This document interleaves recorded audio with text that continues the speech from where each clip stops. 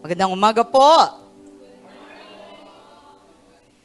Are you excited? You are in the house of God? Amen po. Kailangan po, lagi tayong excited. Napakabuti po ng Panginoon. So, tayo po ay mananalangin muna para sa ating bayan. Napakahalaga po.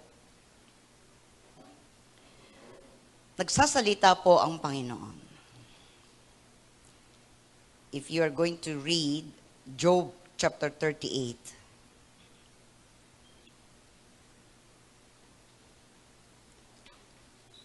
Job chapter 38, ito po ay nagsasalita ang Panginoon. Then the Lord answered Job from the whirlwind. He said, "Who is this who obscures my counsel with ignorant words? Get ready to answer me like a man when I question you. You will inform me. Where were you when I established the earth? Tell me, if you have understanding, who fixed its dimensions? Certainly you know. Who stretched a measuring line across it? What supports its foundations, or who laid its cornerstone? While the morning stars sang together, and all the sons of God shouted for joy." Ito po ang panahon na si Job ay may mabigat na problema, ikang. At napakarami ng mga paghihinagpis niya. Subalit, nung ang Panginoon ang magsasalita, wala na siyang masabi.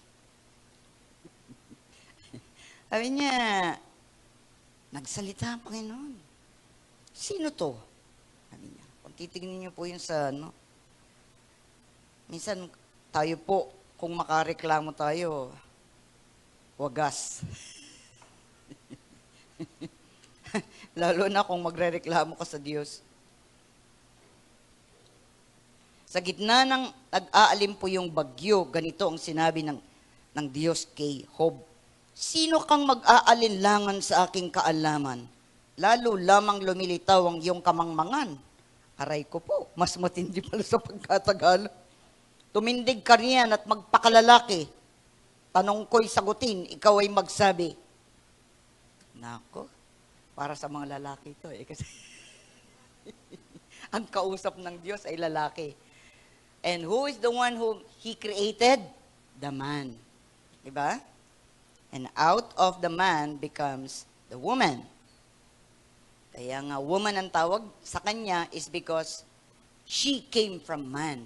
Kaya woman. Kaya nga po, malaki din po ang responsibility ng mga lalaki.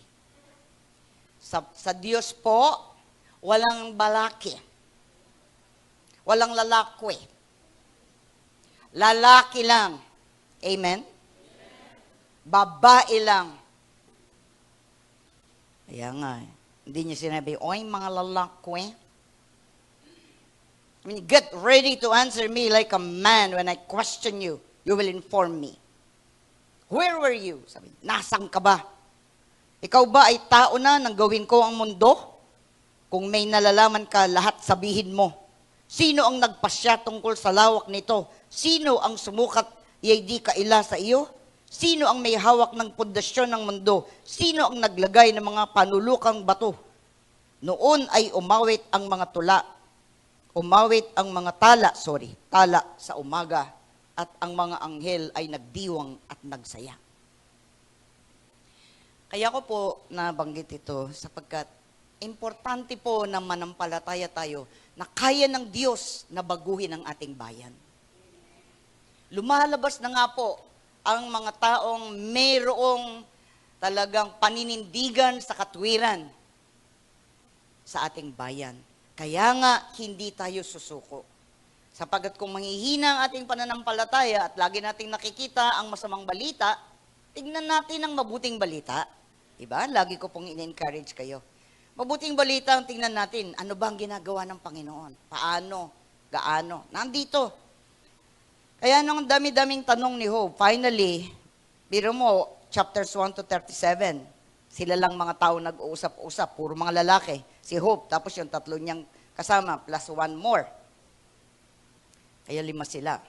Eh ngayon, tapos na silang magsalita, sabi niya, ako naman ang magsasalita. Kaya nga, ito po yun.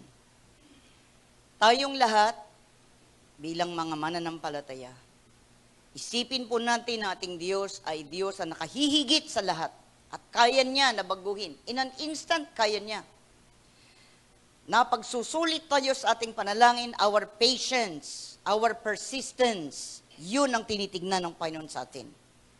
Do we walk by faith? Tayo ba ay naglalakad sang ayon sa pananampalataya? Kahit di natin nakikita, marami siyang ginagawa. Amen po. Kaya wag po kayo magagalit sa kapwa Pilipino kahit na kinakat kayo.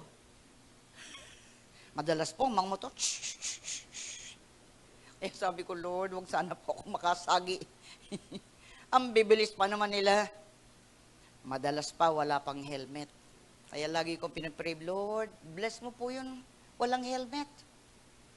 Kayo kaya? Ha? Ha? Paminsan-minsan. Alam nyo, simple obedience, tinitingnan ni Lord sa atin. Simple. Hindi na kailangan maging napakarami. Doon na lang sa simpleng bagay. Kapag tapat tayo doon, mas magiging tapat tayo sa mas marami. Amen po ba? Amen. Kaya huwag kayong magagalit sa akin. Diretso lang po tayo. Kasi kung may disiplina tayo, ang mga mamamayan magiging madisiplina rin. Kung tayo'y pabaya, magiging pabaya rin sila. We are the example. Tayo ang mabuting halimbawa. Kung gusto nating umayo sa ating bayan, it will have to start from ourselves. Magsimula sa ating sarili. Kailangan ay mahalin natin ating bayan, ipanalangin natin, kapwa mamamayang Pilipino, lahat. Purihin ang Panginoon. Amen po ba? Let's all stand. Tayo po ay tumayo. Hallelujah. Thank you, Jesus.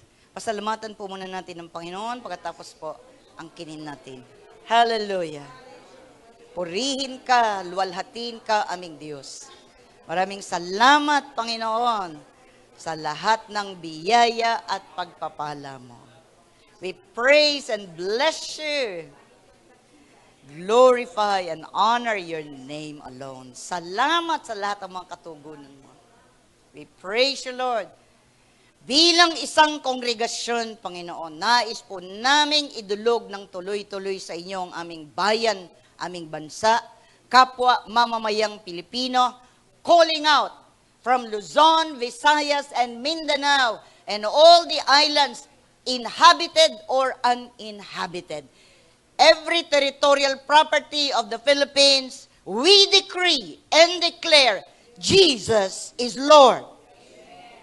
Aming ipinapahayag ng Panginoong Kristo ang tunay na nagmamay-ari ng langit at ng lupa, kaya ang Pilipinas ay para sa Panginoong Kristo. Nagkakaisa kami, Lord, ng pagbabago ay magsisimula sa amin, sa iglesia o sa kapulungan ng mga mananampalataya. Ang amin pong gobyerno, Panginoon, ang aming edukasyon, ang aming economy, lahat po, Panginoon, ng mga bahagi ng aming pillars of society. We just entrust them to you, Lord. Let your name alone be glorified and be magnified sa lahat ng area na ito. You will raise up godly people, Lord. You will raise up young men and women to arise to the destiny for the benefit of the Filipino people. If the old people are already going, yet something will arise from within, O Lord. Magsisimula sa pagbabago sa bawat isa.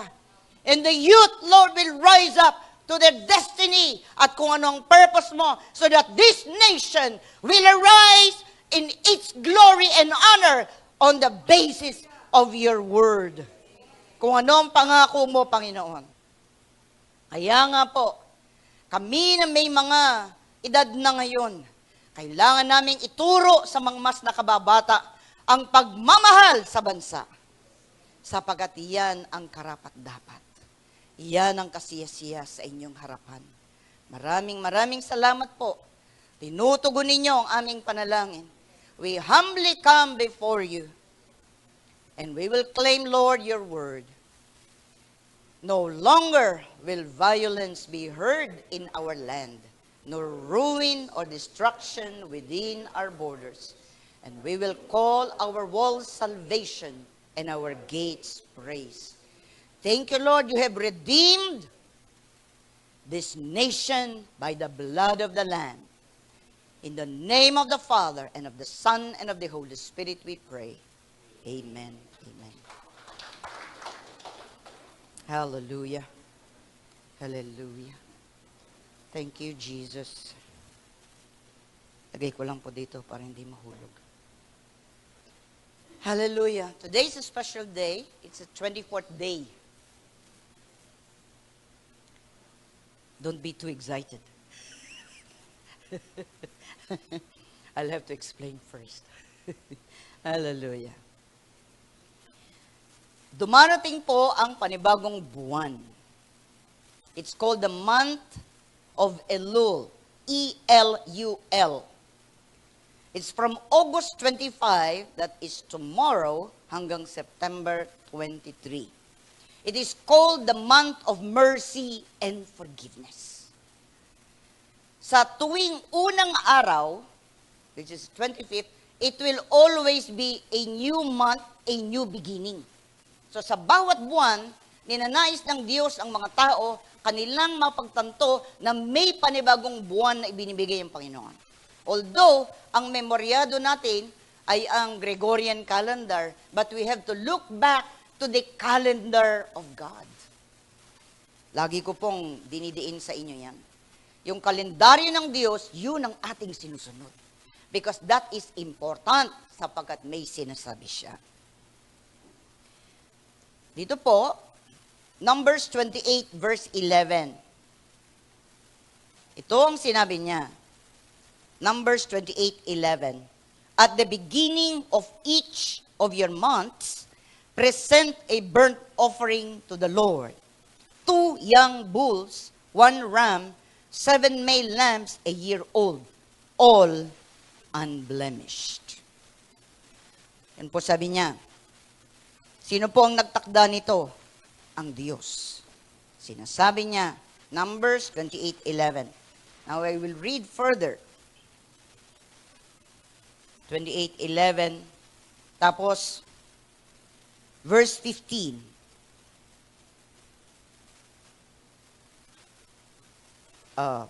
Para maganda yung background natin. From verse 11 hanggang verse 15. Okay, let's read. Numbers 28 from verse 11. Sinabi ko na, all unblemished. With 6 quarts of fine flour, mixed with oil as a grain offering for each bull. 4 quarts of fine flour mixed with oil as a grain offering for the ram. And 2 quarts of fine flour mixed with oil as a grain offering for each lamb.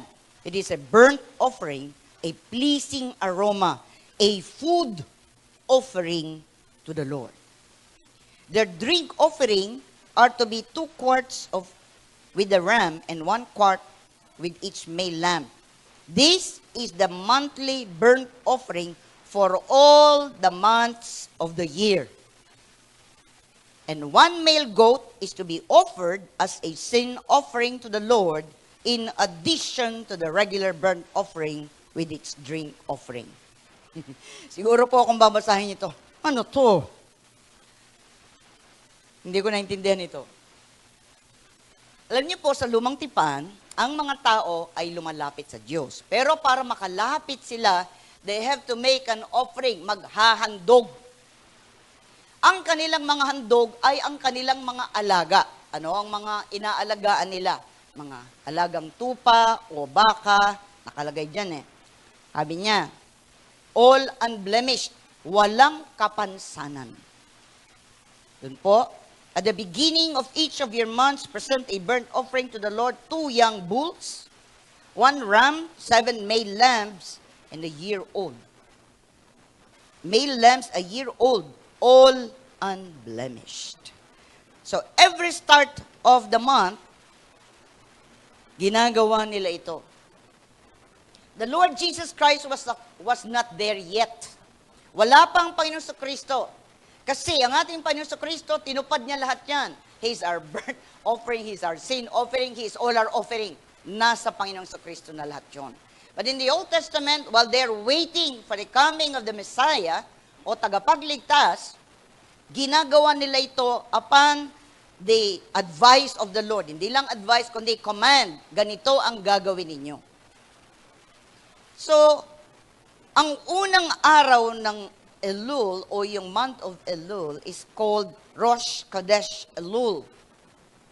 Actually, mag-i-start na yan mamayang hapon kasi ang day nila, ang isang araw, is from sunrise to the next sunrise. Tayo hindi. From 12 midnight to the next 12 midnight. Pero sila po, it will start mamaya, but it is considered 25th up to the nightfall on August 25. Ngayon po, Exodus 34 verse 5. Dumako naman tayo sa Exodus 34 verse 5. Lahat po kasi ng mga katuroan patungkol sa Panginoon are in the first 5 books of the Old Testament.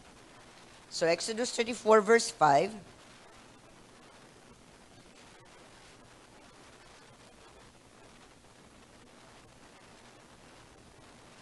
Ito po ang ating mababasa. The Lord came down in a cloud, stood with him there, and proclaimed his name, the Lord.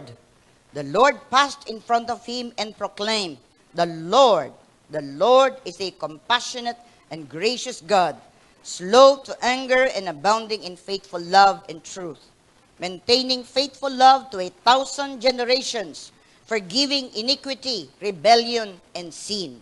But he will not leave the guilty unpunished, bringing the consequences of the father's iniquity to the children and grandchildren to the 3rd and 4th generation. Dito po, ito yung panahon na nagbalik si Moises, this month. Nagbalik si Moises sa harapan ng Diyos, may dala-dala na siyang 2 cut stones. Sapagkat yung una, ay nung ibinagsak niya ito dahil ang mga tao ay sumasamba ng Diyos-Diyosan. And so now he has to return, pero sabi ng Lord sa kanya, may 2 bato na dalhin mo sa akin, isusulat ko uli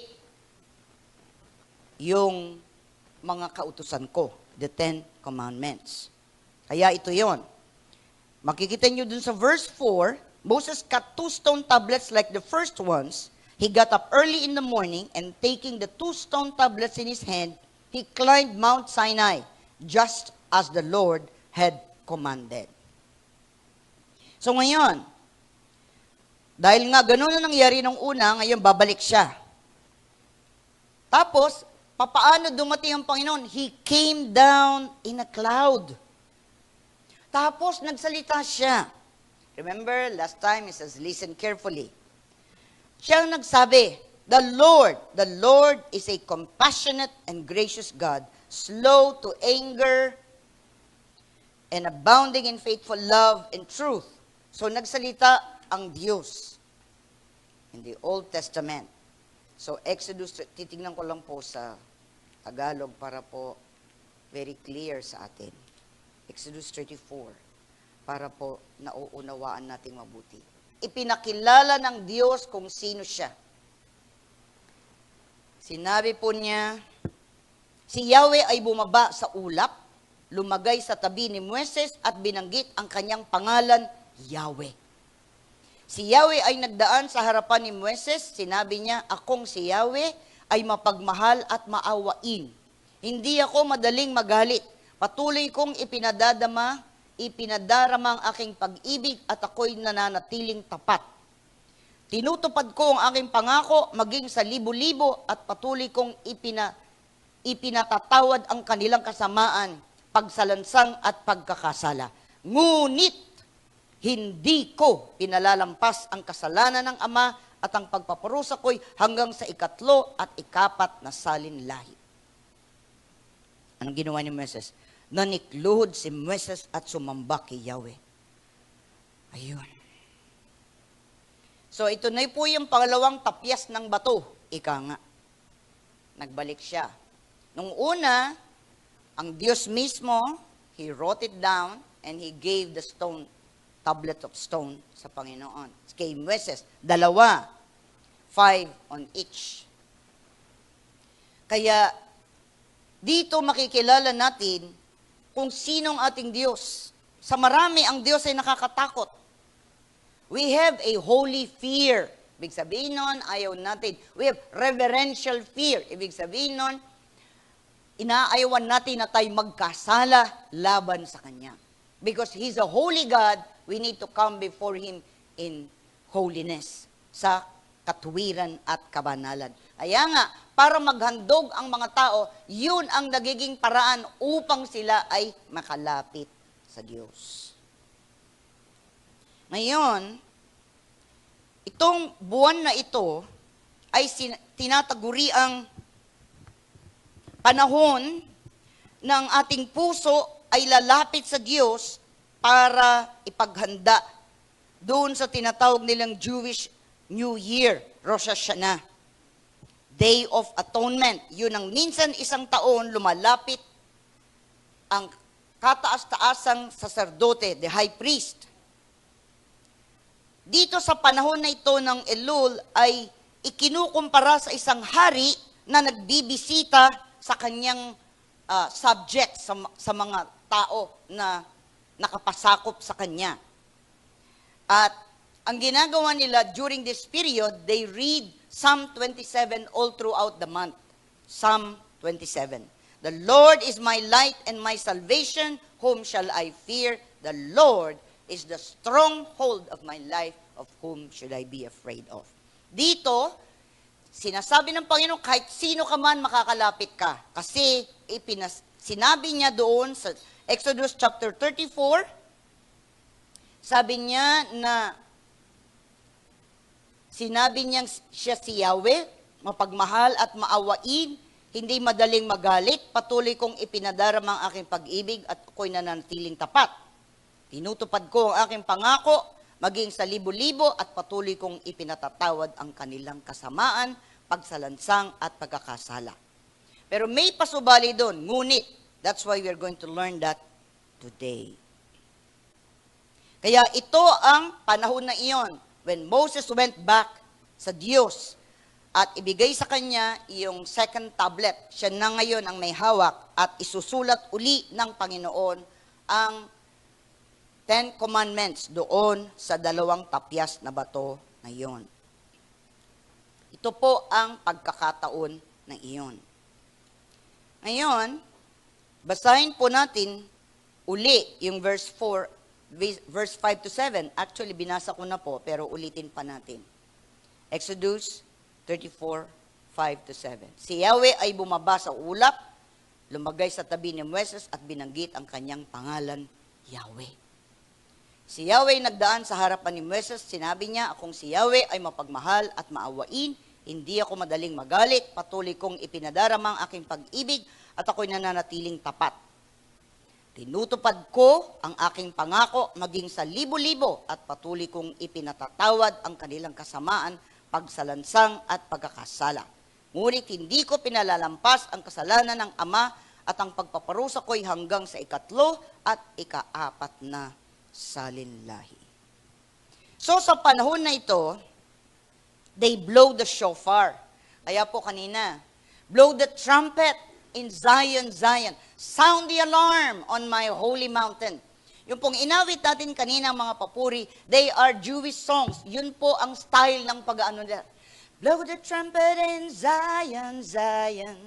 Sound the alarm on my holy mountain. Yung gano'n. Kaya nga, when they are saying that, they come to the Lord ng sama-sama. Kaya kanina kinuko yung 4 kami nasa harapan. Then we're coming like this. Because that's how they approach the Lord. Kasi tayo, hindi tayo sanay. So kayo nakatayo lang. We need to have a Jewish mindset. Kasi we will be dancing like that when we are in heaven. Pero hindi naman sinabing mag-dance tayo ng, ano tawag, kung ano, iba yung mga awit dito, yung makasanlibutan. Hindi gano'n. It's a holy one. We present our lives to the Lord. We present our bodies, our soul, and our spirit to God. So we dance in front of Him. Hindi malaswa na pagsayaw. Dance comes from God. It does not come from the enemy. Dinumihan lang niya. Ginawa niyang malaswa. Pero sayaw sa harapan ng Panginoon ay hindi nakakahiya. Wag lang yung minemorya natin yung dance. Kaya nga kung minsan nga, iikot pa silang ganon. Iikot sila. They're all going round and round. Tapos they're all join hands together. Parang ganon. Tapos lumalapit sila sa Panginoon. So, that's the way they are doing it. Hindi ko naman sinabing Hudyo tayo, but we have the same faith, di ba? And remember, ang lahat ng bagay nito, all come from them. Sa kanila galing yan. Kaya we need to know it, understand it, adopt it. Pero hindi ko naman sinabing maglalagay tayo ng kung anong damit nila. Hindi naman tayo nangungopya. But when we come and worship the Lord, we should worship the Lord in spirit and in truth. And we should worship the Lord with all our whole heart, with all our whole soul, with all our whole mind, with all our whole strength. Sa Kanya lahat. Amen ba? Amen. Well, kung hindi kayo sanay, magsanay ko sa bahay. Tinurong ko rin ang mga kababaihan paano manalangin. I was listening to your prayers. Amen ba? Hallelujah. Practice din. Practice. Practice makes perfect. Simulan sa tahanan. We all do that. So when we are here, konti lang ang ipapanalangin, but the backup of that is a whole or days of prayer in the Spirit sa iyong tahanan. But when you pray in public, it will only be short, but for the glory of God. Amen. Naintindihan na ako noon. Now, what is the shofar? Ang shofar, kapag it is blown, it represents continuity of hopeful future. Kapag sound yun, do you have a sound of the shofar there? I forgot to. Yung mga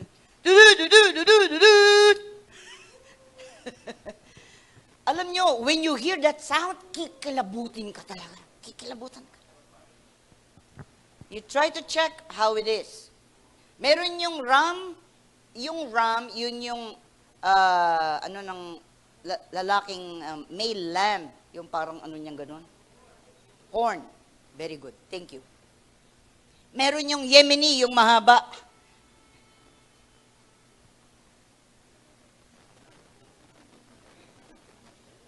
Can you show it? Oh, yun. Lakasan mo na lang.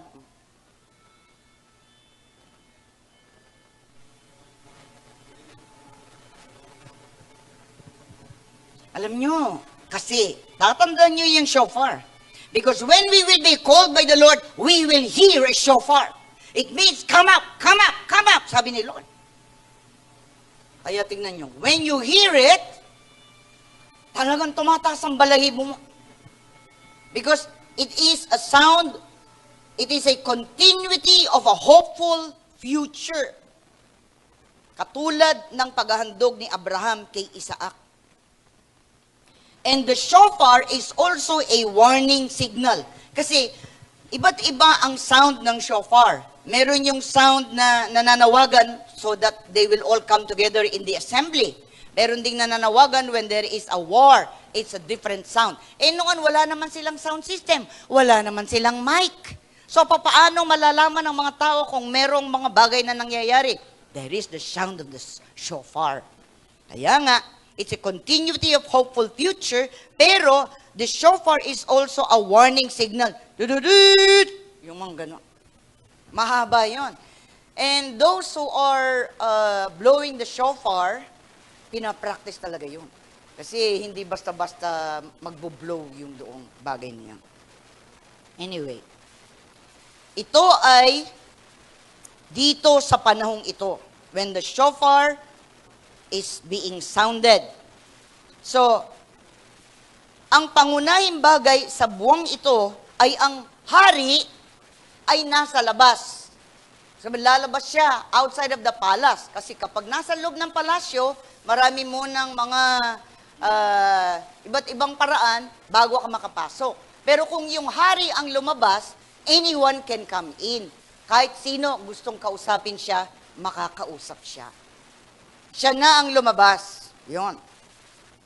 Ito rin ang panahon na when we approach God, hayaan natin na magningning tayo gaya niya. Di ba si Moises, pag lumalapit siya sa Diyos, nagniningning yung mukha niya. And he carry, dala-dala niya yung kaningningan yun.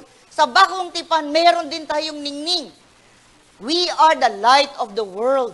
We are the salt of the earth. Hindi lang nakikita, pero noon it was visible. It was visible. Na para kang nagniningning talagang gano'n. They cannot look at Moses, kaya nga tinatakpan niya yung mukha niya. Kasi natatakot silang mag-approach sa kanya. Because siya ay nakipag-usap sa kataas-taasang hari.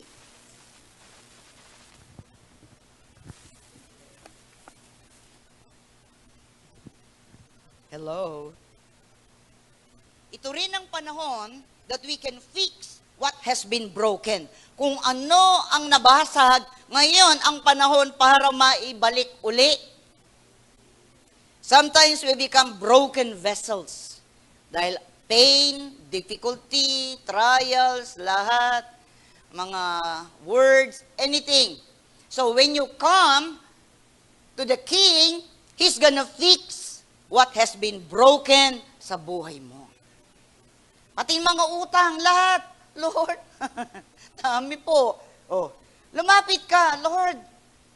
Anything na iyong kailangan, you can come before the Lord. Tapos, siyempre, kailangan ng ating pananampalataya ay may kasamang kilos. It means, we walk by faith. Kung sa lumang tipan, ginagawa nila yon, sa bagong tipan, we walk by faith. Kung ano ang ating dinulog at ipinalangin sa Panginoon, walk with it. Ibig sabihin, kung inangkin mo ang katugunan ng kagalingan, you walk by faith. Lord, I am healed in Jesus' name. Kahit na may nararamdaman ka pa, Lord, malasakit-sakit pa yung balakang ko. Pero sabihin mo, balakang, pinagaling ka na ni Lord. Di ba, no? Tuhod, pinagaling ka na. You have to decree that and declare that. Because you need to walk by faith. Pero may importante po akong share sa inyo ngayon. And I'm so excited to say it. Ano po ang alfabeto o Jewish alphabet na kasama ng buwan na ito? Let's go and see it. Yung una. The first one. Yan. This one. Sa inyong palagay, ano ang ibig sabihin ng picture na yan? Ha? Hindi ba yan isang kamay na nakaganyan? Diba, no? It's a hand. Ito'y kamay na naka-outstretch. Eh, yun ang arm. Where's the...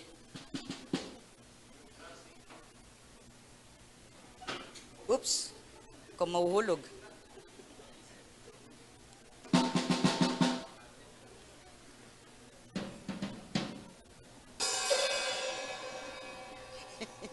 Nanggulo muna ako. Ngumiti kayo. Last Sunday, nung kino-close up ako dun sa pagtuturo ko, abay, masyado pala akong serious. Papalitan ko ngayon. Okay? This one looks like an arm and it is stretched out like this. Yeah? This is the arm. Wala yung shoulder. The arm, the hand, and this one. It's just saying this side. Oops. Baka pauupuin na ako dito niyan.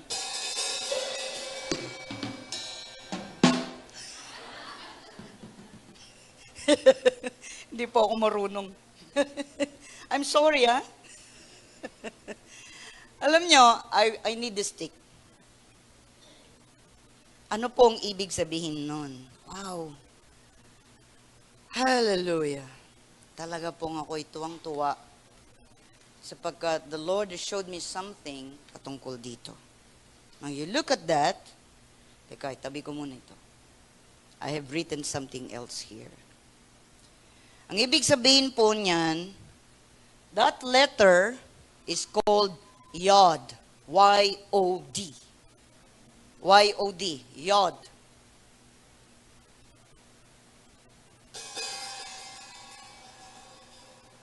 Listen carefully.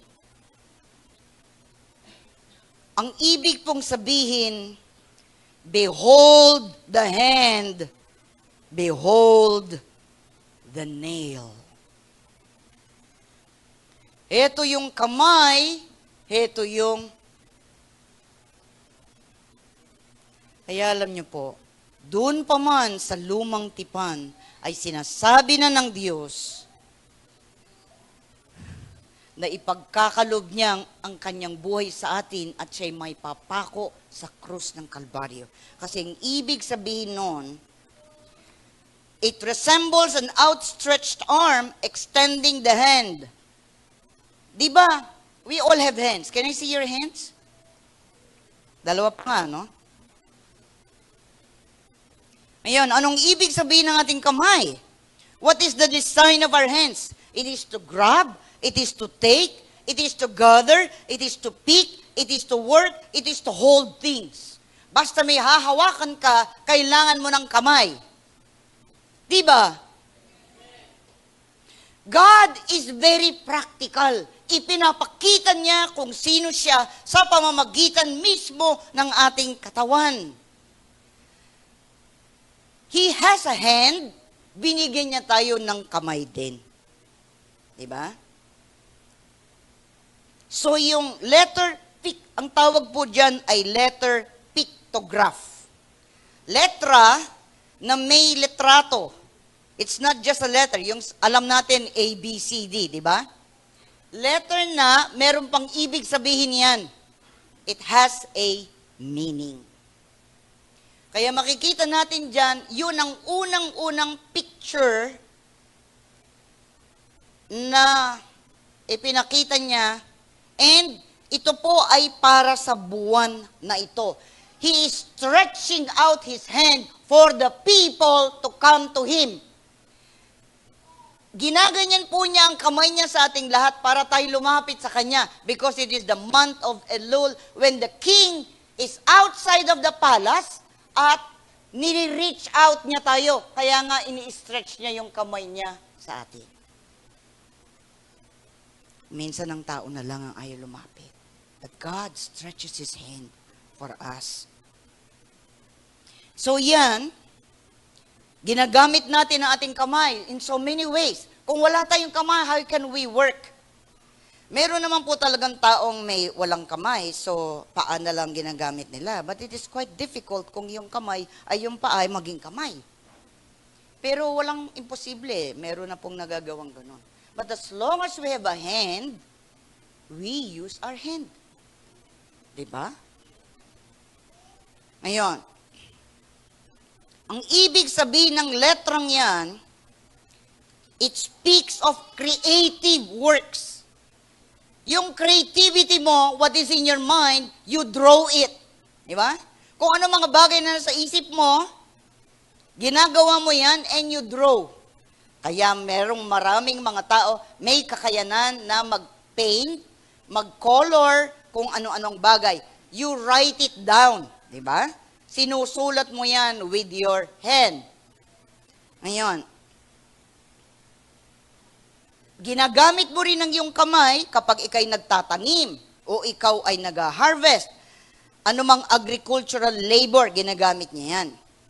Ginagamit niya yan sa trabaho, sa pagko-computer, sa lahat ng bagay, you use your hands.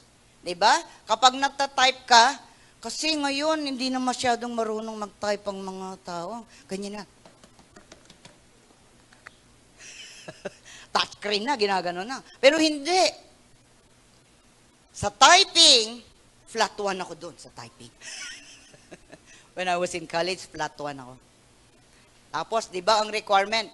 Pag nag-exam ka, pati typing. 40 words per minute. Ako praise God. 50 to 60 words per minute ako. Correct lahat yun, ha? Hindi yung incorrect. Bakit? Bata pa kami, sinasanay kami ng aming mga magulang, sa tuwing bakasyon, kami ay nagtatype.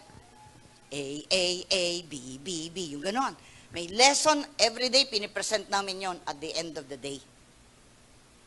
Kaya nga, sinanay nila kami. Kaya nung nasa college na ako at meron kaming typing lessons, sila ganito ang patak nila. Ako ganito.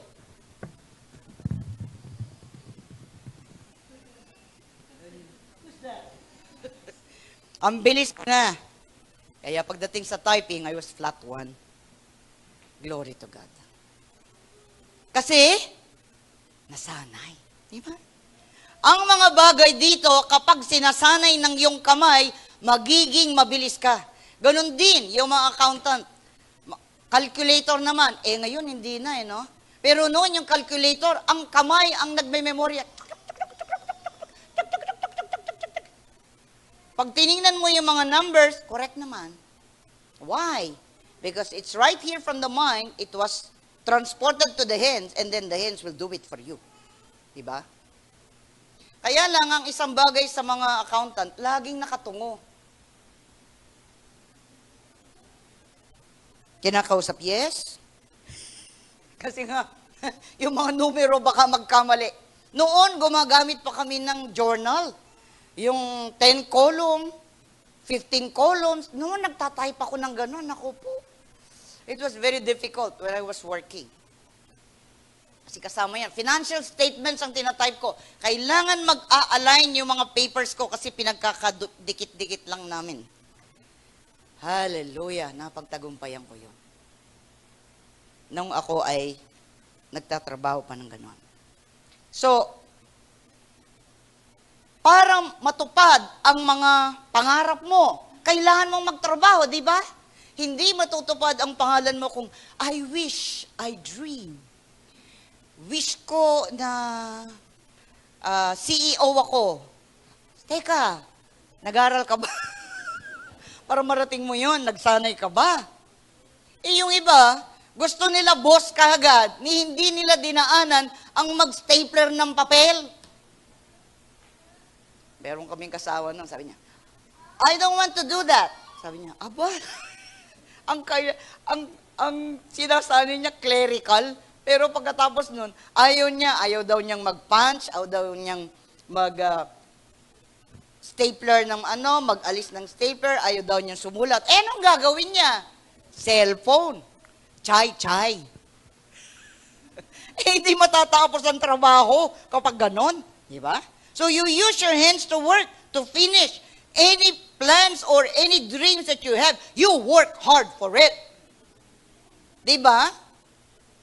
God, binigay niya yung ating mga kamay na yan para gamitin natin. Pero alam niya, marami yung display lang kamay Kahaba ng kuko. Paano kaya makakatype yun? Ha? Hindi ko alam.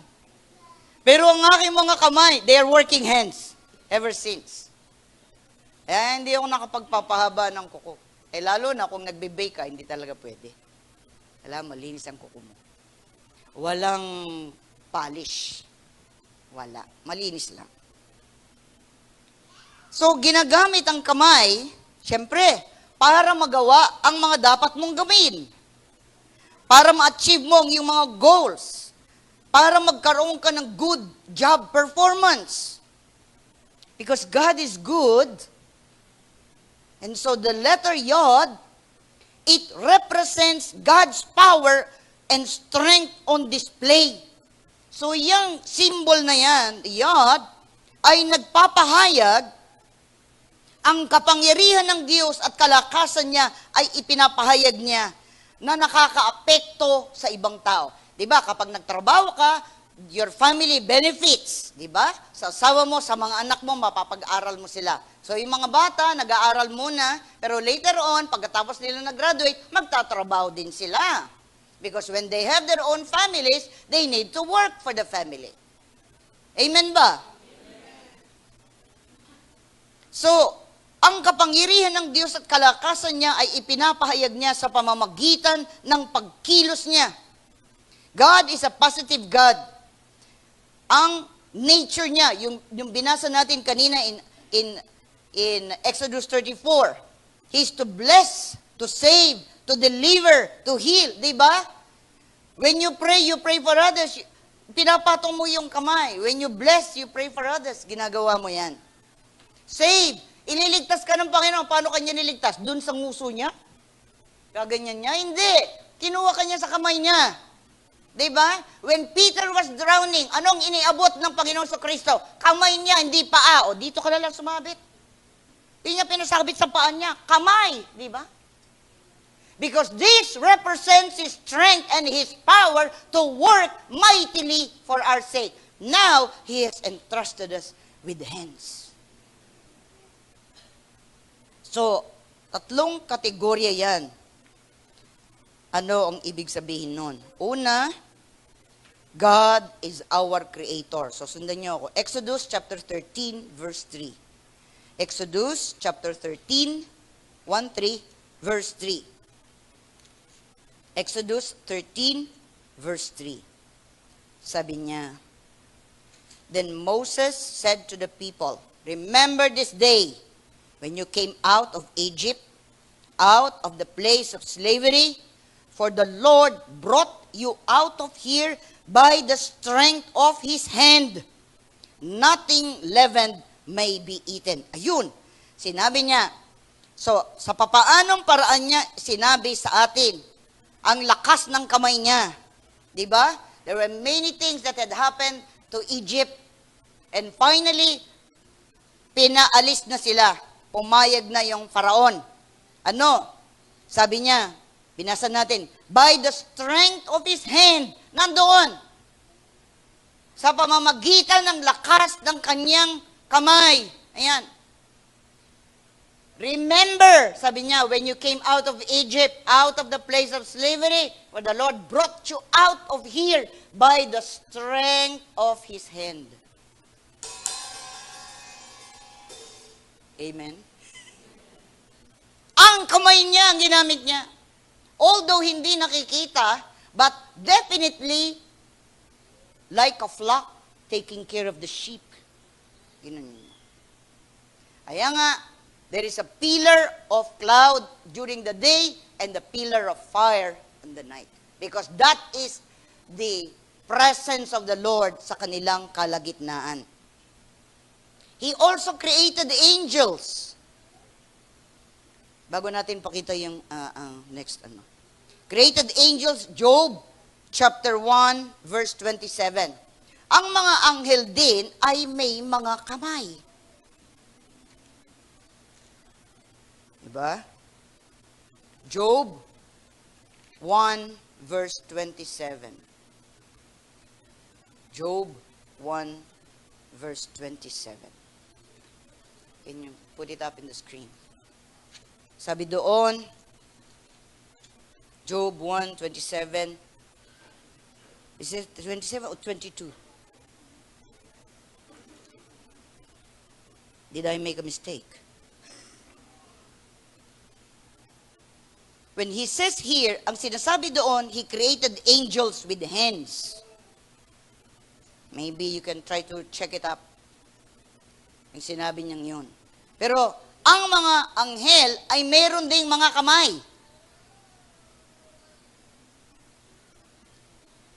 Tayo lang iba. Meron tayong kamay, but it's different. Where is that? Nagkamali ata ako ng kuha ng verse. Next one is Genesis chapter 3, verse 22. Genesis chapter 3, verse 22.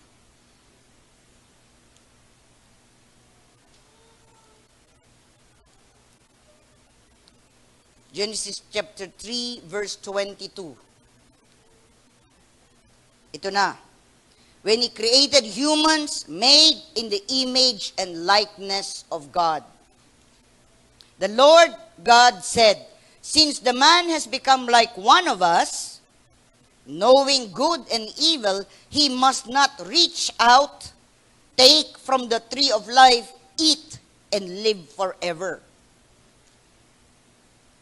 Ito yung pagkakataon na si Adan at si Eva ay nagkasala na sa Diyos.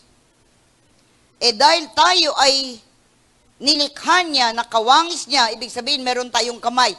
Pag-an niya, yung kamay doon, pag-an niya kinuha yung tree of life, they will live forever, pero eternally apart from God. Kasi nga, kinain nila yung tree of knowing good and evil, yun ang sinabi ng Panginoon, huwag niyong kakainin yon. For the day you eat that, you're gonna die. So, dun sila tinukso ng kalaban. Nabighani naman sila doon, kaya kinuha nila, kinain, and then, the glory fell. Nawala yung kalwalhati ng Diyos sa kanila.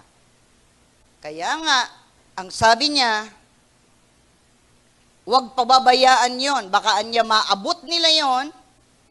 Kaya nga, if you're going to read verse 23, so the Lord God sent him away from the Garden of Eden to work the ground from which he was taken. He drove the man out and stationed the cherubim, and the flaming, whirling sword east of the Garden of Eden to guard the way to the tree of life. If they have eaten the tree of life, di na kailangan lahat ng mga bagay nito. We will live with the Lord forever. Kaya lang, that's humanity. Nagkasala ating unang magulang. Sorry po. Na-test ang kanilang, nagkaroon sila ng examination. Thank you. Nagkaroon sila ng pagsusulit. Sorry, hindi sila nakapasa. Ngayon, let us see yung kung paano ang pictogram as it goes all throughout yung early. You show that yung with early, middle, late, and modern Hebrew. Ayan. So I'll explain this again. Nung una, ayan, kailangan tayo mag-aral, ano? Ito yung unang picture at first. Tapos, nung mga Middle Hebrew, nagbago na ng konti. Late Hebrew, naging ganito na. And the modern Hebrew is this way. Ngayon, merong ibig sabihin yan. The name of the Lord, so, hayaan nyo munang nandiyan yan. Dali po. I've written it down. Diyan po, makikita natin ang pagkakaiba ng kanilang pagsulat ng Yod, Y-O-D. Nung una, it is a hand extended na ganito. Later on, nagbago ng konti yung itsura niya. Nagkaroon ng parang branch. Tapos later on, ganito na lang. Tapos ganyan. Because this one represents the nail. Yung pako kung saan ipapako ang Panginoong Kristo. Doon pa lamang, kaya nga, ito ay masyadong importante yung kamay na yan. Sapagkat doon ibinayubay sa krus ng Kalbaryo ang ating Panginoong Kristo, His hands was outstretched.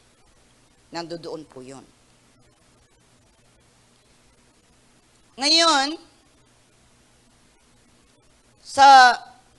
then you go to the next picture. Ayan po. Yod, yan po yung alphabet for the month of Elul. This one, Yod. Ang ang bawat picture ay merong equivalent na number. Ang mga alphabet nila ay may number din. So, with the letter Yod, yun nga, yung nakapaganon, it's number 10. And number 10, we have 10 fingers, 5 on each. God did not only give us one hand with 5 fingers, He gave us 10. Kaya nga, kung talagang gusto nating makilala ang Panginoon, dyan pa lang sa kamay natin.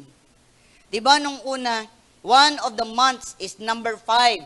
It speaks of the grace of God. Ang biyaya ng Diyos, 5. Pero ito, 10. Ang mga kamay na yan can either be good or evil. Good hands, hands that are working for good, para sa kabutihan. Ephesians chapter 4, verse 28. Ephesians chapter 4, verse 28. Ephesians 4:28. Let the thief no longer steal. Instead, he is to do honest work with his own hands, so that he had something to share with anyone in need. So sabi ng Panginoon, gamitin natin ang ating kamay at tayo magtrabaho, sapagkat inilagay niya yan because ito, they can carry, di ba? They can touch, they can hold. Maraming uses ang ating kamay. Ginagamit natin yan. Maghugas ka ng pinggan, magbuhat ka, kamay lagi ang ginagamit. But it can also be evil. Because nung na-influensyahan na si Adan at si Eva, natural, ano ang ginagawa ng iba? Hindi na maganda ang kanilang ginagawa. Kaya either you do it for the Lord or you do it for the enemy. Tayo, para kanino yung mga kamay natin? Para kanino? For the Lord. That's right. Tignan ko lang itong Deuteronomy 31:29. Deuteronomy 31:29. Sabi niya, for I know that after my death, you will become completely corrupt and turn from the path I have commanded you. Disaster will come to you in the future, because you will do what is evil in the Lord's sight, angering Him with what your hands have made. Ayun. Ulitin natin basahin. For I know that after my death, you will become completely corrupt. Sabi niya. And turn from the path I have commanded you. Disaster will come to you in the future because you will do what is evil in the Lord's sight, angering Him with what your hands have made. Sabi niya, darating ng panahon, magagalit ang Diyos sapagkat meron kayo mga bagay na ginawa sa kamay nyo na hindi karapat-dapat sa Kanya. Ito ring kamay na yan, ang number 10, if you go back to the picture, number 10 of Yod, it means na it represents perfection or completeness. Kaya di ba, no? How many are the 10 commandments? 10. How many are your hands? Fingers. 10. How many on your foot? Di ba, feet? 10 din. Binalansi ng Panginoon. Hindi niya dinagdagan number 11, number 12. No? Napakabuti ng Panginoon. Sa bawat ginagawa ng Diyos, ay nagsasabi siya, meron siyang sinasabi na kailangan nating naiintindihan. Kaya nga, pag siya ay nagpapahayag, makinig tayong mabuti. Because the number 10, it represents perfection or completeness. Halimbawa, in Genesis chapter 1, kayo na lang magbasa nun, 10. Each statement was God revealing a place where He said, God said. 10 beses yun. The works of His hands. When He created Adam, He formed his body with His hands from the dirt of the ground and places on him 2 hands, one left and one right, having 10 total fingers. Ang ating Diyos may kamay. So nung ginawa niya tayo may kamay. So when you look at your hands, this is also God also has hands. Amen. He can hold us. He can lead us. He can embrace us with His hand. Di po ba? There are 10 generations from Adam to Noah before the flood. Genesis chapter 5 yan. Ibig sabihin, ang Diyos ay may limitasyon ang kanyang compassion and His love for us. Pagka nagsampu na, may palo ka na. Ika. Alam niyo sa mga Hudyo pala, kapag hindi ka sumunod, halimbawa, pakitapon nga yung basura, sabi mo sa anak mo. Mamaya na lang, ginagawa pa ako. Pero nagse-cellphone lang. Tinatago-tago, ang tatago sa kwarto.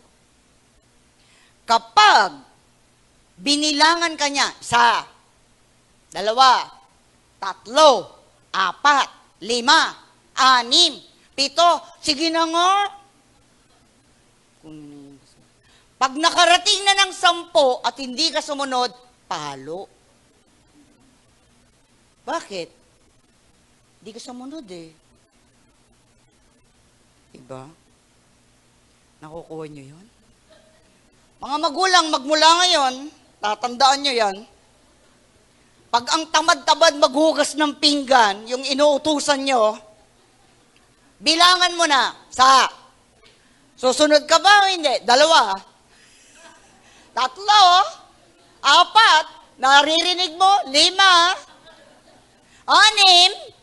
7, o kaya bagalan mo, 1, parang bata, 2, diba no?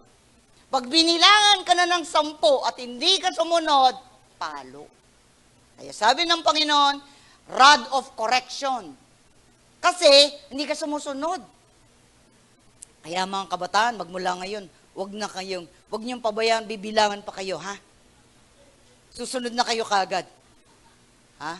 Pero ang mga nanay at tatay ngayon, meron ng kapamaraanan. Oh, sinabi ko na yung sikreto.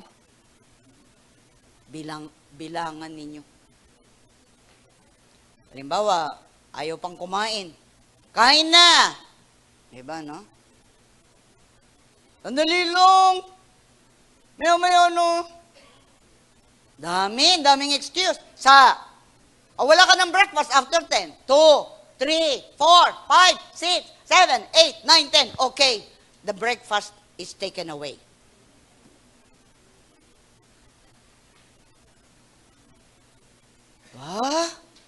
Nabigla kayo ngayon. Ganun ba kahigpit? Yes. Kaya pala, di ba noon ang mga magulang natin ginaganon din? Ha? Meron ka bang alam noon na ganon? Ang mga Hudyo, ganon. Tayo hindi. Kaya ngayon, bibigyan mo ng instruction na mabuti ang bata. Di ba? Tuturuan mo as early as possible na gamitin niya yung kamay niya, di siya tamad. Kaya nga sinasabi mo sa bata, can you pick that up please? Oh, di ba? Tinuturuan mo na yung bata. Anong gagawin niya? Bababa siya, pipick upin niya. Can you throw it in the trash can? Oh, lagay niya sa trash can. Hindi yung maraming mga kabataan, pag nag-alis ng damit, kung saan siya nagpalit, nandun na lang yung damit. Darating ang nanay, anong gagawin ko dito? Sige, ilalagay ko sa basurahan yan. Diba, no? Saan ba niya dapat ilalagay? Diba, dun sa laundry basket? You have to teach the children. Pero kailangan, turuan mo muna yung sarili mo, baka ganun ka rin. Sa Manila, di ba kung minsan, pag, gaganon na lang yung sapatos. Di ba? Hindi na po.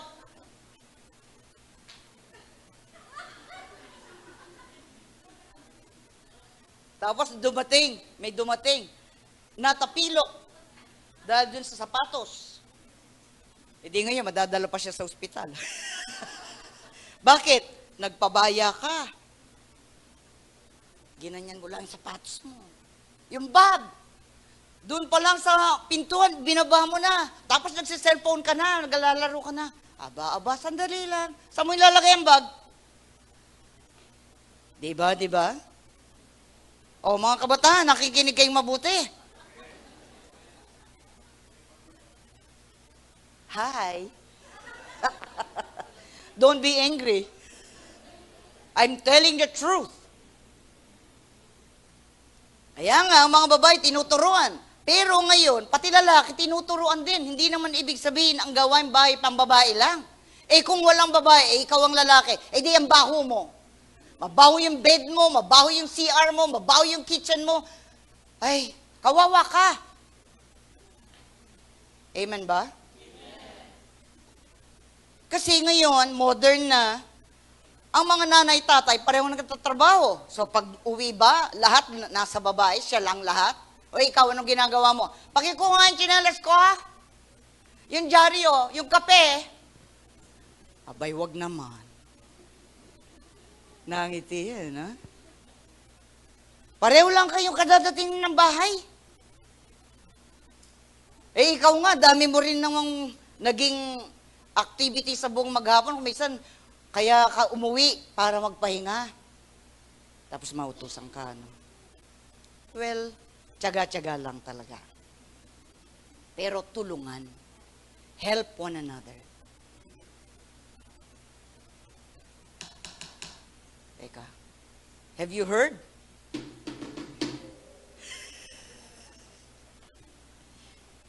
Hindi ako galit.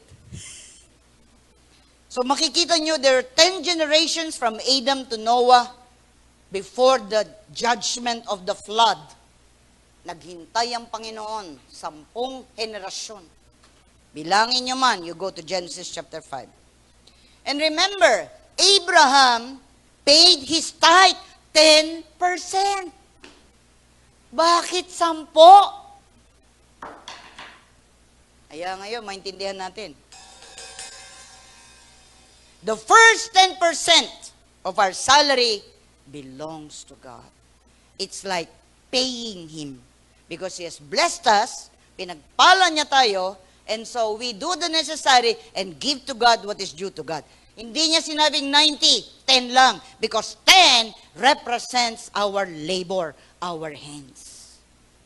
Amen. Sa bagong tipan, you can give more if you want. Because we are under grace. Sa lumang tipan, it is required of 10. Meron bang mag-aaray? O merong yes, Lord? You wanna be blessed? Gusto niyong mapagpala? Give to God what is due to God. When we give the 10, we pay our tithes. We don't give, we pay our tithes. Ibig sabihin nun, God who owned the universe, God who has given you wisdom, knowledge, understanding, talents, and abilities, kapag ikaw ay nagtrabaho, the work of your hands, you give to God, to the giver of your hand, to God. Amen po ba? Kabataan, remember that. In fact, kapag unang-unang sahod mo, kung susunod ka sa sinasabi ng salita ng Diyos, lahat ay ibinibigay. It is called the first fruit. Unang bunga ng pagtatrabaho mo ay sa Diyos ibibigay. Hindi sa kahit kanino. When we give our first fruit, tandaan niyo yan, kayo mga kabataan, di pa kayo nagtatrabaho. Pag nagtrabaho kayo, ibinigay niyo muna yung unang bunga ninyo sa Panginoon, all the days of your life, hindi kayo mawawalan ng trabaho. Bakit? Sapagkat inuna niyo munang inacknowledge ng Diyos ay may kamay at nagbigay ng kamay sa iyo at nakapagtrabaho ka, kaya yung bunga ng trabaho mo, siya muna ang binigyan mo.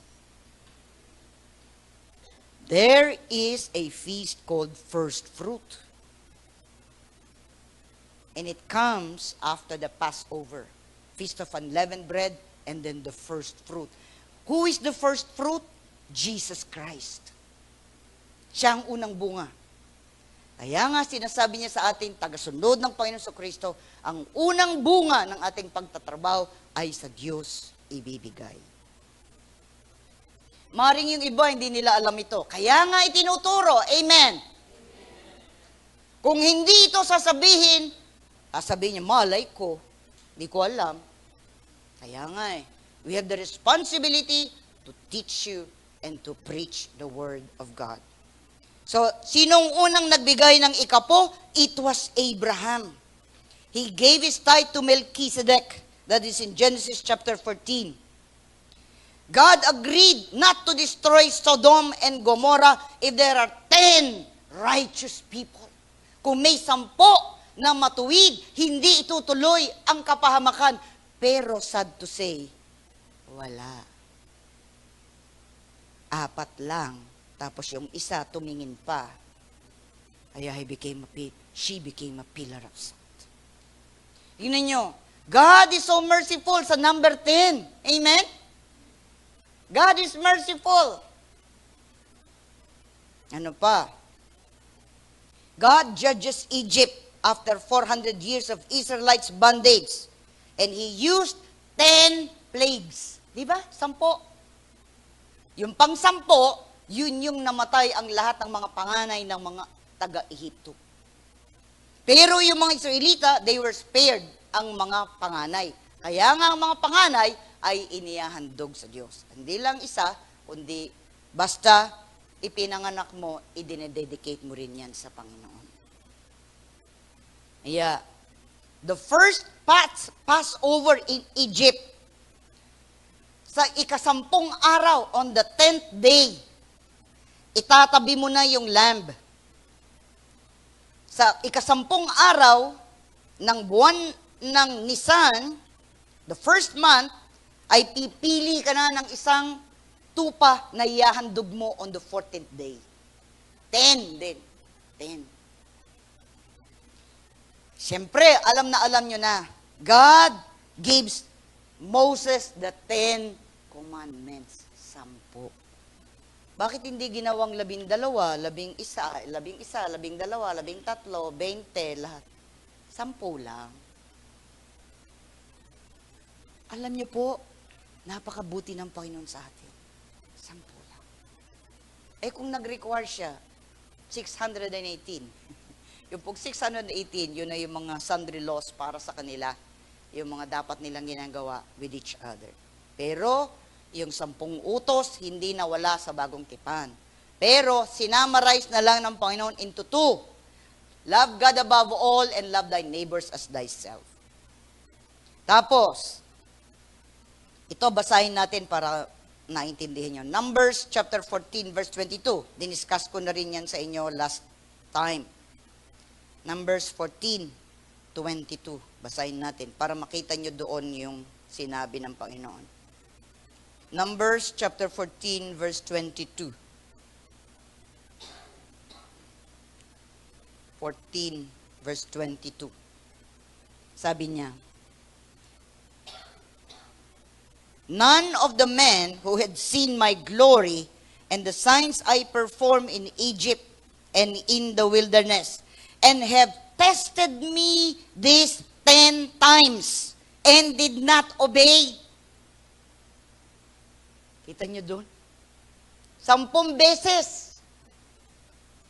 Kaya sabi niya, sinagad nyo na ako. Mapaparusa na ako. Ngayon, tingnan nyo. Even adultery, up to the 10th generation, sukdulan. Yung idolatry is 3rd to the 4th generation ng parusa. But adultery is 10 generations. Napakabigat mo. Ibig sabihin nun, pang-10, you will not be spared anymore. You will be punished. God is merciful, but He is also just. Hihintayin ka niya na magtapat sa Kanya. Pero kapag sinagad mo na ang pasensya niya, maghanda ka na. Diba? Sabi niya doon, you did this to me already 10 times. Sinabi ng Panginoon mismo, 10 beses nyo nang ginawa sa akin yun. I will not spare it anymore. Sabi niya, lahat ng mga lalaking yan, mamamatay sa ilang. 20 years old and above, yung nabilang na magiging kawal, they all died in the wilderness. That's how it is when we disobey. Tapos, si Boaz, remember Boaz in the book of Ruth, chapter 4, verse 2? 10 katao ang witness niya to judge the purchase of Elimelech's possessions and taking of Ruth to be his wife. 10 men. Ibig sabihin, may 10 katao nando doon. So walang magsasabi na, hindi tama yung sinabi niya, hindi tama. 10 ang witnesses. When Job rebuked his friends for humiliating him 10 times, that is written in Job chapter 19, verses 1 and 2. 10 beses niya na. Daniel and his 3 friends, they were tested for 10 days sa kanilang pagkain ng gulay. And then, they were healthier than dun sa mga kumakain ng pagkain ng hari. Daniel and his 3 friends as well were tested. Pagkatapos nila nag-aral, they were 10 times with wisdom than all the rest. Kaya napakahalaga nung 10. Kaya makikita natin sa Biblia, there are multiple times nang ibig sabihin niyan, there is power and authority na ibinigay ng Panginoon sa atin.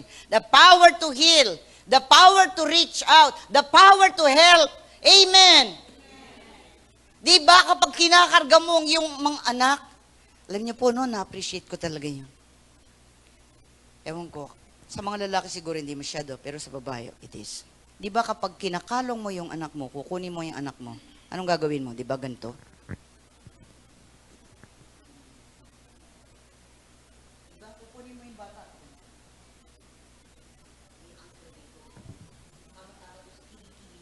So you can lift up the baby. May lift up mo yung bata, tapos lalagay mo siya. Di ba? Kaya dinisign ng Panginoon, just like the hand that He reached out, di ba? Meron siya dito, kakaiba, yung 4 magkakasama, pero yung isa na maliit, pero yung pa rin ang puno. Alam mo, kapag wala yung tampo, hindi makakahawak ang kamay mo. Ganyan lang. Amen ba? Amen. Salamat sa Diyos, meron tayong 10 daliri. Kamay at paa. Diba?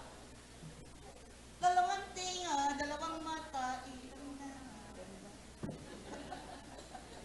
I want you to laugh today and appreciate God has hands. He gave us hands to do things that will bring glory and honor unto His holy name.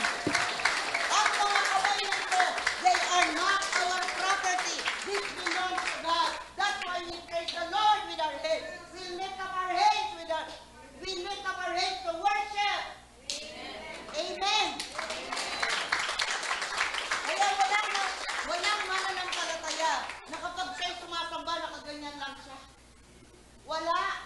Because he recognizes that these hands were given to him by God. So he lifts up his hands and says, Lord, thank you for being who you are, and I am lifting up to you in praise and worship. Lift up your hands. For your redemption draweth nigh. You lift up your hands. Itaas nyo inyong kamay. Alam nito? Hallelujah. Kapag nakataas ang ating kamay, wala yung man.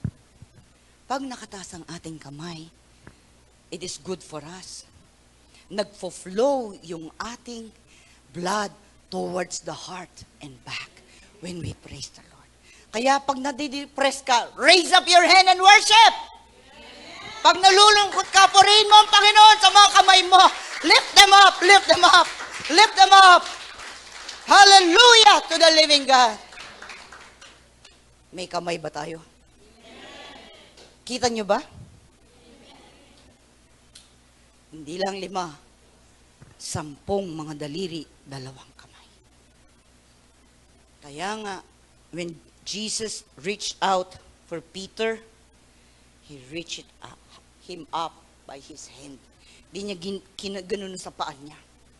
No, kinuha niya sa kamay. Kaya nga sa pagtulong natin, pagtrabaho natin, anuman, you dry the tears of your children. You dry it with your hands, right? Kuha ka ng tissue, dry mo gano'n. Don't cry anymore. Ganyan din ang ginagawa ng Panginoon sa atin. When we are in pain, when we are having a difficulty, He reaches out His hand and then He wipes away all our tears. How does He wipe away all our tears? By His hand. Kaya magmula ngayon, appreciate ang bawat bahagi na ibinigay ng Diyos sa atin. God has a purpose for our bodies. Purihin ang Panginoon. Kapag may pangailangan ka, kahit na ano, lift up your hand and praise the Lord. Hallelujah! Because you recognize, when you lift up your hand, you worship, and you also say, Father, pahingi. Diba? Diba? Nagpupuri ka, pero kapag may kailangan ka, kanino ka humihingi? Sa tatay mo, diba? O sa nanay mo, Ma, di na ng pera. Anong gagamitin mo? Yung paa mo? Hindi, kamay, ano? Bibigyan ka rin sa kamay niya. May kamay siya, bibigyan ka niya. Diba? Kaya pag may hiningi ka, ano sabi niya? Ask, and it shall be given unto you. Seek, and you will find. Knock, and the door will be open. Wow! Hallelujah! These hands, it means delegated authority. Ibig sabihin, ang Diyos ay may kamay. Binigyan niya tayo ng kamay upang tayo ang manguna dito sa mundong ito. Nagkamali lang ang ating unang magulang and they were submitted to the enemy. But Jesus restored that back when He hung on the tree. His hands, di ba, ang mga kamay niya, His hands were pierced so that we can be set free. Para hindi na tayo nakatali sa dyablo. Napako na yung kanyang kamay doon na tayo sana ang dapat mamatay. Pero He died for our sake. There is one more thing na maganda. Ang dami, sobrang haba. Hindi na tayo matatapos. Di ba ang symbol ng Panginoon, Yahweh, translated Lord, is Y-H-W-H. Di ba? May reading yun eh. Yod, Hey, Vav, Hey. Y-H-W-H. Yod, Hey, Vav, Hey. If you remember, si Abraham, nung unang pangalan niya, Abram. Si Sarai is Sarai. Tapos, binigyan niya sila ng Abraham. Tapos si Sarah, Sarah. So, both H, one was given to Abraham and another to Sarah. So, alin ang natira? Yod and Vav. Yung Yod is the hand and the Vav is the nail. Nandun na, dun pa lang sa lumang tipan. When God told Abraham, from now on, my name is in your name, ang pangalan ko ay inilagay ko sa pangalan mo, you will prosper, you will be blessed, and all the nations will be blessed. So ang natira is only a yod and a vav, and it means the vav is the nail. Yun ang pako. So noon pa man, ipinapahayag ng Diyos, ating Panginoon sa Kristo ay may papako sa krus ng Kalbaryo, and His hands are stretched dahil ang natira, the yod, the hands that reaches out, and was crucified for our sake. Hallelujah. Kung alam lang natin, we were delegated authority, responsibility to maintain the created order of God's creation. Kaya lang sinira-sira ng kalaban dahil naniwala si Adan at si Eva sa kanya. Kaya hanggang ngayon, ang tao, matigas ang ulo. Diba? Sabihan mo, may reklamo pa. Sana po, wag na tayong ganun. So now, every time you see your hands, what do? You thank the Lord. Lord, thank you for the delegated authority na binigay mo. Every person, lahat ng tao ay binigyan ng talento, kakayanan ng Panginoon. Gamitin niyon para sa ikapupuri at ikararangal ng pangalan niya sapagkat siya na nagbigay ng kamay. Siya'y may kamay. He reached out to us and us reaching out to Him by praise and worshiping Him and acknowledging that He is the Lord of our lives and giving Him all the glory and all the honor that He deserves from our lives. Hallelujah to the living God. Hallelujah. Hallelujah. Hallelujah. Alam niyo po, there's so many things to discover from the word of the Lord. That's why, kung may alam na tayo, kulang pa ang alam natin. Kulang. Kaya nga, pinadidiscovery ng Panginoon para may pangaral at may turo upang alam natin. Every time you look your hands, sabihin mo sa iyong kamay, my hands are given by God to bless and not to curse others. To work with our hands, to help, to share, to lift up, to give, to plant, lahat. We do it all with our hands. Tayo'y manalangin. Panginoon, marami pong salamat. Oh! Hallelujah! What a revelation, Lord! Napakabuti mo. Lord, not fully understanding, Lord, ang kahalaga ng pati ng aming katawan. Sometimes we take for granted lahat ng biyayang binibigay mo sa amin. But if our hands are still strong, use it to bring glory and honor to God.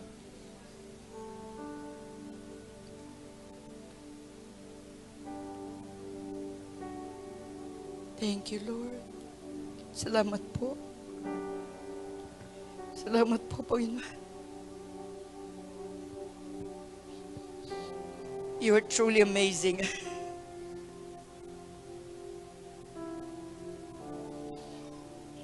Thank you. Thank you. Maraming salamat, Panginoon. Maraming salamat. Maraming salamat. Maraming salamat.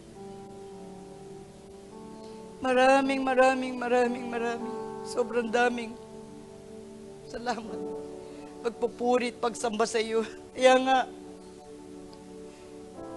kausapin namin aming sarili, what do we do with our hands? Anong gamit namin sa kamay na yan?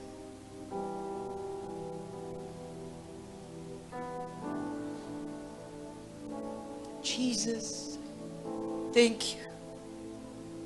You died at the cross of Calvary.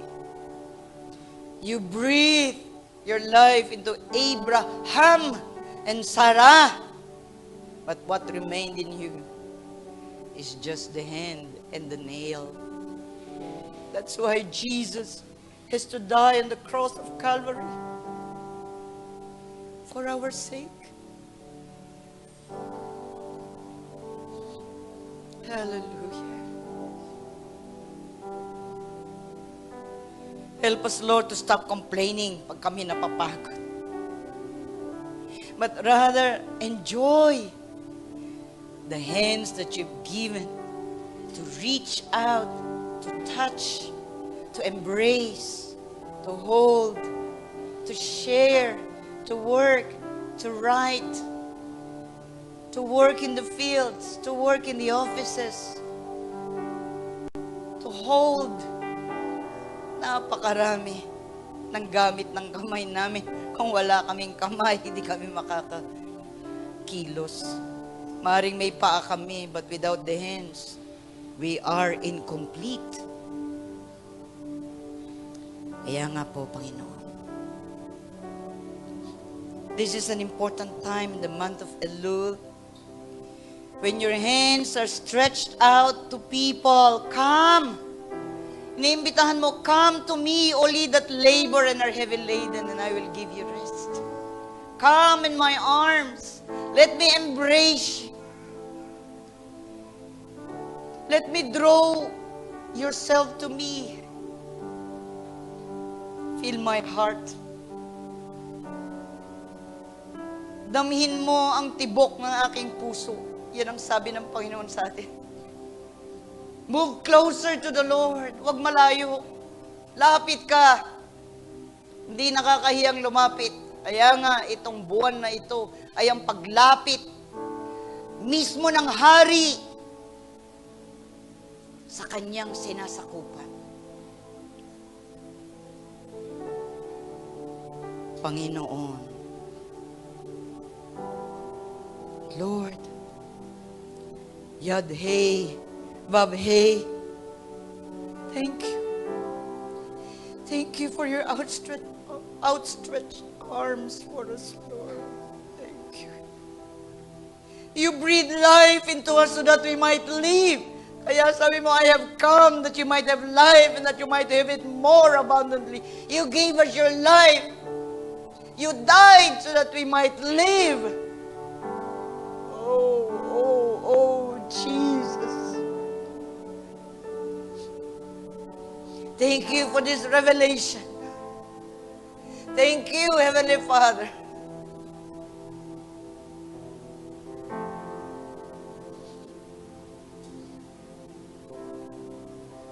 We can use our hands for the musical instruments. We can hold the mic with our hands.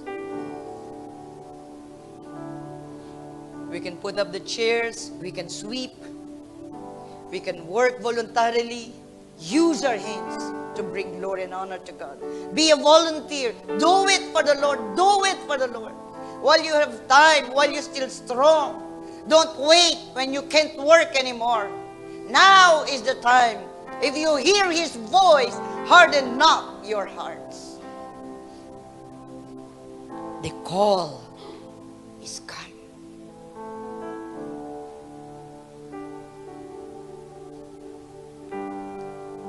Sinabi mo, Lord, I'll meet you there. Siya na nga ang lumapit. Inilapit niya ang kanyang sarili sa atin. He's already there in heaven, lofty, high, and lifted up, worship day and night. But Jesus was sent to earth to be a human being just like us. God becoming man. All the things that Jesus did were all good. He used His hands. He worked. He was a carpenter by trade. What a beautiful, beautiful example.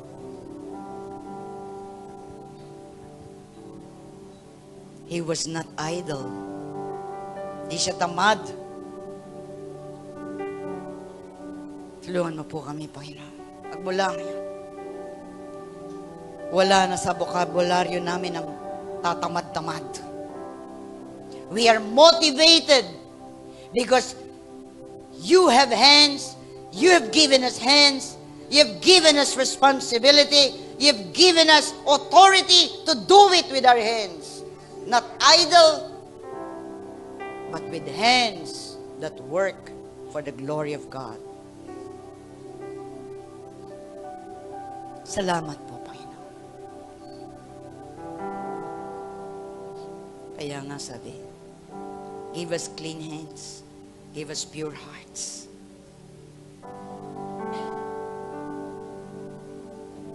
Clean hands. Lord, can we present our hands to you?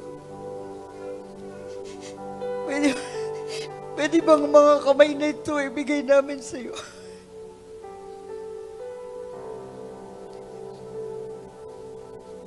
Pwede bang wag naming angkinin ang lahat ng biyaya na binibigay mo? Pwede bang nakabukas ang aming palad?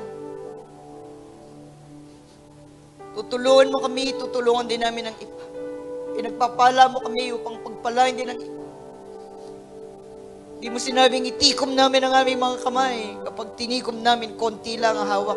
Pero kapag ito'y nakabukas, marami kang mailalagay. Marami rin kaming may tutulong. Kaya nga, give us clean hands.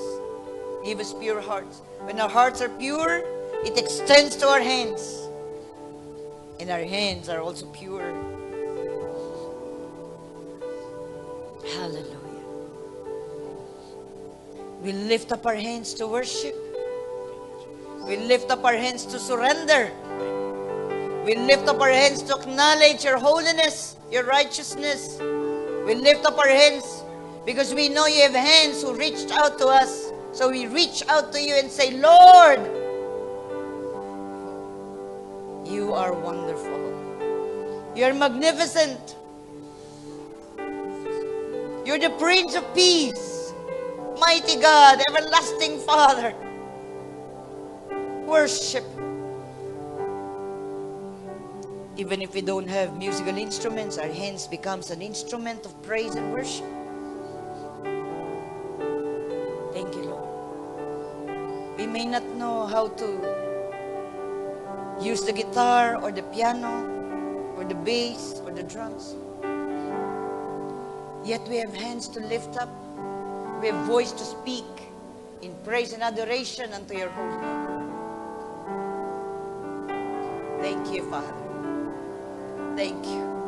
Thank you. Thank you. Thank you, Lord. Hallelujah.